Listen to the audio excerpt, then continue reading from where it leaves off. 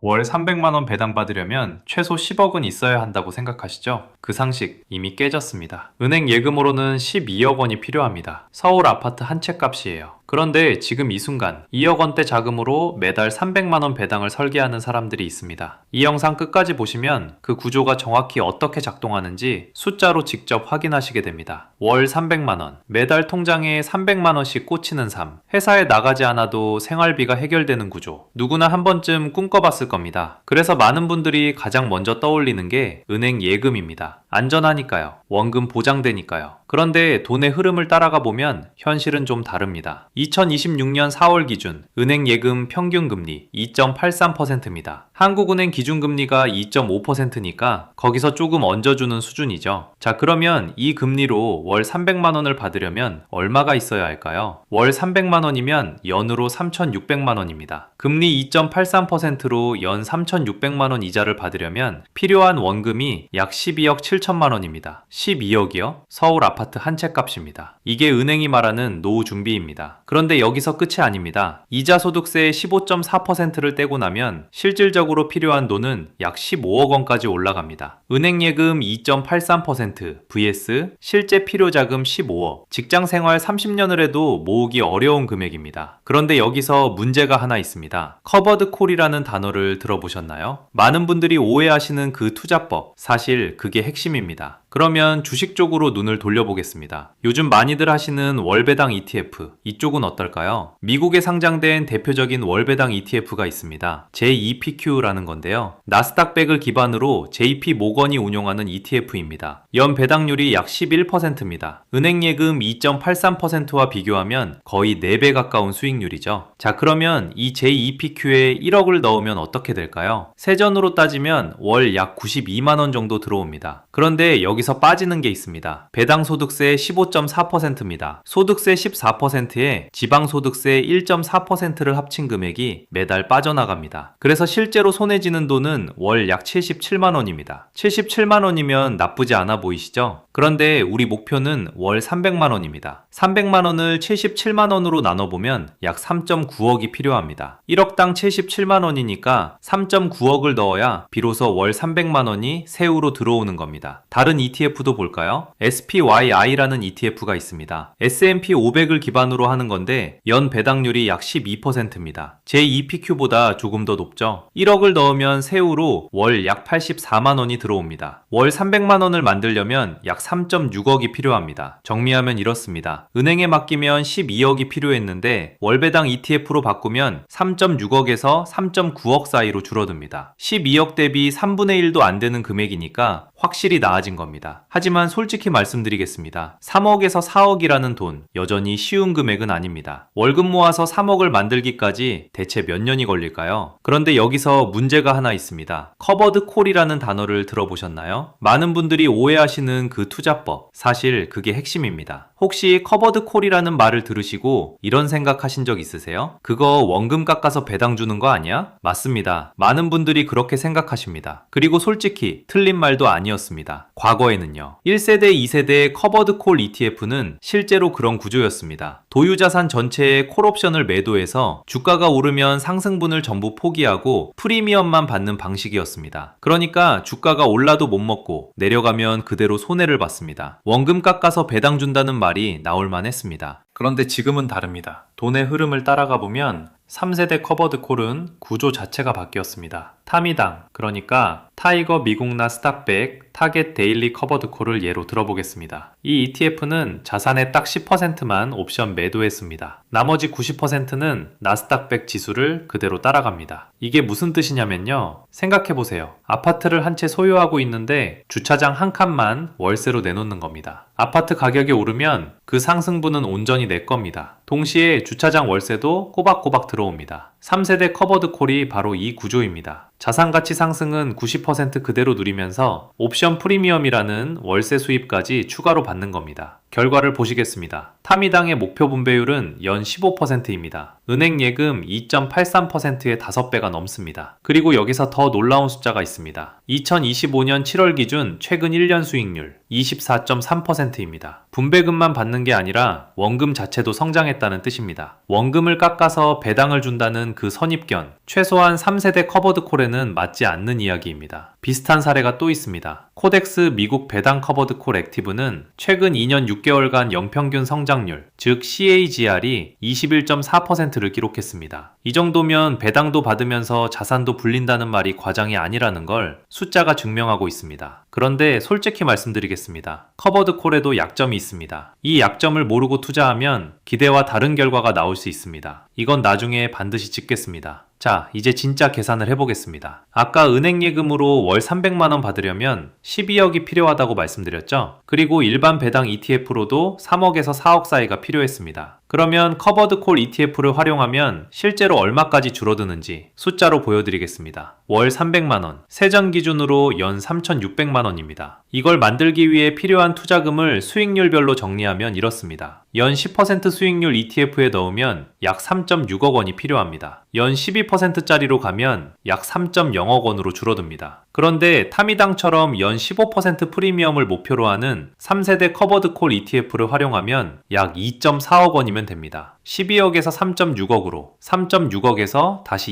2.4억으로. 같은 월 300만 원인데 어디에 넣느냐에 따라 필요한 돈이 이렇게 달라집니다. 그런데 2.4억을 한 종목에 몰빵하는 건 위험하겠죠? 그래서 포트폴리오를 나눠야 합니다. 제가 제안드리는 구성은 이렇습니다. 타미당 50%, 코덱스 미국 배당 커버드 콜 액티브 30%, JEPQ 20%, 이 세 가지를 조합하는 겁니다. 타미당은 연 15% 프리미엄 목표에 최근 1년 수익률이 24.3%를 기록했습니다. 나스닥 100 기반이고 자산의 10%만 옵션 매도하기 때문에 상승장에서도 참여할 수 있는 구조입니다. 이걸 50%로 가장 크게 가져갑니다. 코덱스 미국 배당 커버드 콜 액티브는 연 배당률 약 9.82%에 최근 2년 6개월 CAGR이 21.4%입니다. MDD, 그러니까 최대 납폭이 13.7%로 안정적인 편이죠. 이걸 30% 배치합니다. 마지막으로 JEPQ는 연 배당률 10.54%에서 11.74% 수준입니다. JP모건이 운용하는 나스닥 100 기반 월배당 ETF인데 이건 20%를 넣습니다. 여기서 한 가지 더 챙겨야 할 게 있습니다. 바로 분배일 분산입니다. 타미당은 월 초에 분배금이 들어옵니다. JEPQ는 월 중에 들어오고요. 이렇게 나누면 한 달에 2번 입금이 됩니다. 월급처럼 쪼개서 받는 구조가 되는 거죠. 매달 한 번 큰 돈이 들어오는 것보다 2번에 나눠 들어오는 게 생활비 관리에 훨씬 유리합니다. 자, 그런데 여기서 중요한 걸 하나 빠뜨리면 안 됩니다. 세금입니다. 아무리 분배율이 높아도 세금을 떼고 나면 실수령액이 줄어들죠. 배당소득세가 15.4%입니다. 그래서 절세 계좌가 핵심입니다. 2026년부터 ISA 계좌가 확 달라집니다. 연간 납입 한도가 4천만 원으로 2배 늘어났고 총 납입 한도도 2억 원으로 올랐습니다. 그리고 비과세 한도가 500만 원입니다. 서민형은 1000만 원까지 비과세입니다. 이게 무슨 뜻이냐면 ISA 계좌 안에서 받는 배당금 중 500만 원까지는 세금이 아예 없습니다. 그리고 500만 원을 넘는 부분에 대해서도 세율이 9.9%입니다. 일반 계좌에서 15.4% 떼이는 것과 비교하면 약 5.5%포인트를 아끼는 겁니다. 게다가 ISA 계좌 안의 수익은 금융소득 종합과세 대상에서도 빠집니다. 쉽게 말해 ISA 계좌에 담으면 세후 실수령액이 올라가서 필요 투자금을 더 줄일 수 있습니다. 같은 월 300만 원을 받더라도 세금을 덜 내니까 실질적으로 넣어야 하는 돈이 줄어드는 구조입니다. 정리하겠습니다. 은행예금 12억, 일반 배당 ETF 3.6억, 커버드 콜 포트폴리오 2.4억, 여기에 ISA 절세까지 더하면 실수령 기준으로도 2억대에서 월 300만원 배당 시스템을 설계할 수 있습니다. 자, 여기서 잠깐 찬물을 끼얹겠습니다. 아까 커버드 콜에 약점이 있다고 했죠? 지금이 그 얘기를 드릴 때입니다. 자, 여기서 솔직하게 말씀드리겠습니다. 커버드 콜 ETF가 만능은 아닙니다. S&P 500이 50% 오르는 대형 상승장이 온다고 해보세요. 일반 인덱스 펀드는 그 상승분을 고스란히 가져갑니다. 그런데 커버드 콜 ETF는요, 15에서 20%밖에 못 올라갑니다. 옵션을 매도한 대가로 상승폭이 잘려나가는 겁니다. 이건 구조적인 한계이고 피할 수 없습니다. 그래서 커버드 콜은 모든 사람을 위한 전략이 아닙니다. 장기적인 자산 성장이 최우선이신 분, 20에서 30년 뒤를 보고 복미로 키우겠다는 분에게는 오히려 독이 될 수 있습니다. 커버드 콜이 진짜 빛을 발하는 건 지금 당장 현금 흐름이 필요한 분들입니다. 은퇴를 준비하고 계시거나 이미 은퇴하셔서 매달 생활비가 들어와야 하는 분들, 그분들에게 이 전략은 정확히 맞습니다. 그렇다면 어떻게 균형을 잡아야 할까요? 답은 간단합니다. 커버드콜 ETF에 전부를 넣지 마세요. 커버드콜 40에서 60%, 나머지 40에서